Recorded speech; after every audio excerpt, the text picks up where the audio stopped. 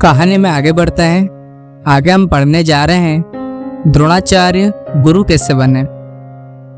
कौरव, पांडव, राजकुमार सभी छोटे ही थे कि एक दिन खेलते हुए उनकी गेंद एक कुएं में गिर गई। बहुत प्रयास करने पर भी वे गेंद को बाहर नहीं निकाल सके।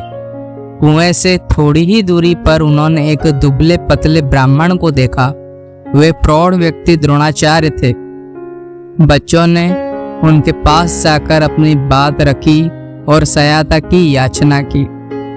द्रोणाचार्य ने कुछ तीर हाथ में लिए और एक तीर गेंद की ओर निशाना साध कर फेंका। तीर सटीक गेंद में जा लगी। फिर वह एक के बाद एक तीर फेंकते गए। जब छोड़े गए तीर आपस में जुड़ गए तो बच्चे रस्सी की तरह उन्हें खींचने लगे। इस प्रकार गेंद बाहर आ गई। बच्चे आश्चर्यचकित रह गए कि यह कैसे संभव हुआ। उन्होंने पूछा, महात्मन कृपया अपना परिचय दे। आपका आगमन कहाँ से हुआ है? द्रोणाचार्य ने संक्षिप्त परिचय देकर कहा, बच्चों अभी जो कुछ तुमने देखा उसे अपने पितामह भीष्माचार्य से जाकर कहो, वे सब समझ जाएंगे।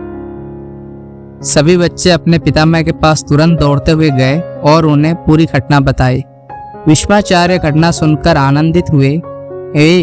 वह इन बच्चों के बारे में हमेशा यही चिंता करते थे कि इन्हें बड़े होकर राज्यभार संभालना है, शत्रुओं से राज्य की रक्षा करनी है, तो इन्हें उच्च स्तर की धनुर्विद्या और अस्त्र विद्या कौन सिखाएगा। द्रोणाचार्य के बारे में तो वे पहले से ही जानते थे। भीष्माचार्य स्वयं द्रोणाचार्य से मिलने गए और उन्हें राजकुमारों की धनुर्विद्या व शस्त्र कला में निपुणता के लिए गुरु का पद स्वीकारने हेतु निवेदन किया। इसे द्रोणाचार्य ने सहर्ष स्वीकार कर लिया। इस प्रकार भीष्माचार्य का आतिथ्य व अनुरोध स्वीकार कर द्रोणाचार्य हस्तिनापुर में रहने लगे। एकलव्य ने आगे द्रोणाचार्य को ही कैसे गुरु मान लिया, इस विषय में चलो सुनते हैं। द्रोणाचार्य के संबंध में अपनी माँ से ये सारी बातें सुनकर एकलव्य फूला ना समाया।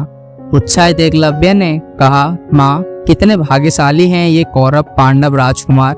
क्या आचार्य द्रोण मुझे भी धनुर्विद्या सिखाएंगे? माँ ने कहा, क्यों नहीं बेटा, वे तुझे भी पढ़ाएंगे। तुम उनके पास जाओ, तुम्हारा कल्याण हो। लेकिन वे पूज्य हैं, बहुत बड़े हैं, यह कभी न भूलना। ध्यान रहे तुम्हारा व्यवहार अत्यंत शालीन व विनम्र होना चाहिए। परमात्मा तुम्हें सफलता प्रदान करे। माँ ने उसे आशीर्वाद देकर विदा किया। एकलव्य मार्ग में सोचने लगा, कैसे होंगे द्रोणाचार्य, आज मैं उन्हें देखूंगा। अब वे ही मेरे गुरु हैं, मैं उनसे विद्या प्राप्त करूंगा। इसी भाव से रोमांचित होकर वह हस्तिनापुर पहुंचा।